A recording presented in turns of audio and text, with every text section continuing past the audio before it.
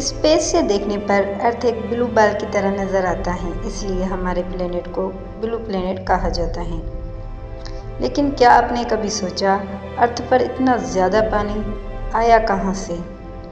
और क्या रीज़न है कि हम चांद के बारे में समुद्र से ज़्यादा इन्फॉर्मेशन रखते हैं? समुद्र के नीचे एक ऐसी दुनिया मौजूद है जहाँ सिर्फ और सिर्फ अंधेरा है, अजीब मखलूक हैं और कुछ ऐसे सीक्रेट जो अभी तक इंसान पूरी तरह डिस्कवर नहीं कर पाया। आज हम जानेंगे समुद्र की गहराई के बारे में और समुद्र के अंदर छुपे कुछ राज के बारे में। अस्सलाम वालेकुम, welcome to our channel science mix fun. क्या आप जानते हैं कि धरती का 70% हिस्सा पानी से कवर है? लेकिन हैरत की बात तो यह है इस पानी का 97% साल्ट ओशन है, यानी समुद्र का पानी, और सिर्फ 3% फ्रेश वाटर हैं जो पीने के काबिल हैं।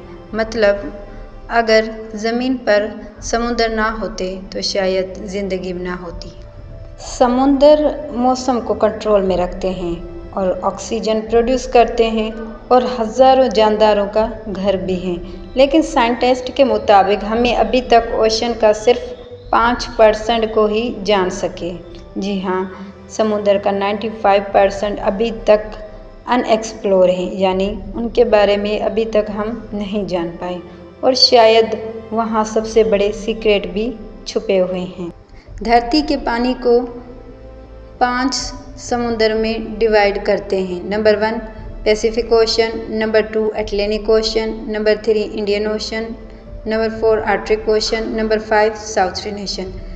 ये सब समुद्र टेक्निकली एक दूसरे से कनेक्ट हैं, लेकिन इनकी जगह, क्लाइमेट और जियोग्राफी की वजह से इन्हें डिफरेंट नाम दिए गए हैं। और हर एक ओशन की एक अपनी स्टोरी है। हर एक समुद्र के अंदर एक ख़तरनाक प्लेसेस हैं और अजीब मखलूक हैं और सब में कोई ना कोई स्टोरी, के अंदर कोई ना कोई राज मौजूद है। लेकिन सब समुद्र में एक समुद्र सबसे ज़्यादा खतरनाक माना जाता है। आज से मिलियन साल पहले धरती पे न कोई समंदर था, न बारिश थी और न ही ज़िंदगी। ये एक सिर्फ जलता हुआ आग की शोलों की तरह बाल था। लेकिन फिर ऐसा क्या हुआ कि धरती गर्म आग से एक ब्लू प्लेनेट बन गई। समंदर का पानी आखिर कहाँ से आया और समुद्र कैसे बने? आज हम डिस्कवर करेंगे समंदर की असली कहानी। लगभग 4.5 मिलियन साल पहले अर्थ एक बहुत गर्म प्लेनेट था। उसके सरफेस पर मौजूद लावा था, बहुत जहरीली गैस थे और हर तरफ आतिशफ़िशां फट रही थी। उस वक्त धरती पर ज़िंदगी पॉसिबल नहीं थी और ना ही उस टाइम धरती पर कोई भी ज़िंदगी मौजूद नहीं थी और ना ही धरती पर कोई भी जानदार मखलूक थी, क्योंकि उस टाइम धरती बहुत ज़्यादा गर्म था और धरती पे पानी भी मौजूद नहीं था।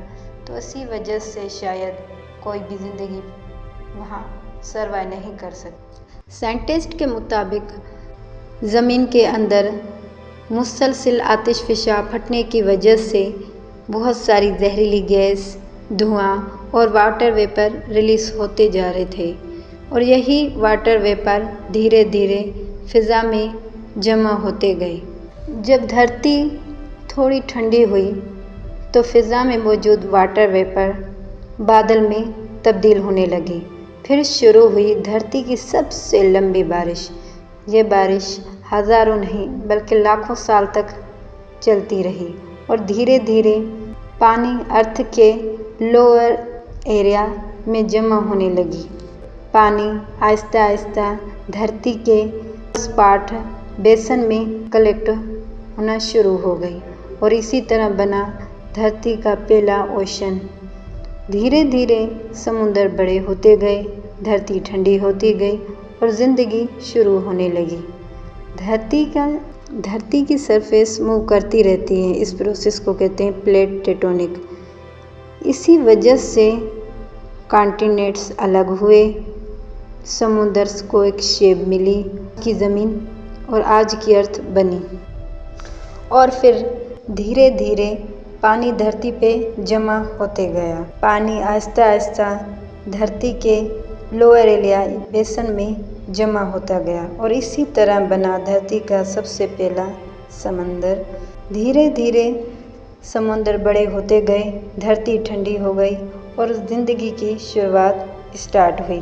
धरती का सरफेस मूव करता रहता है। इस प्रोसेस को कहते हैं प्लेट टेक्टोनिक। धरती के नीचे प्लेट, जिन्हें प्लेट टेक्टोनिक कहते हैं, जिनकी टकराने की वजह से कॉन्टिनेंट अलग हुए, समुद्र को एक शक्ल मिली और आज की धरती बनी।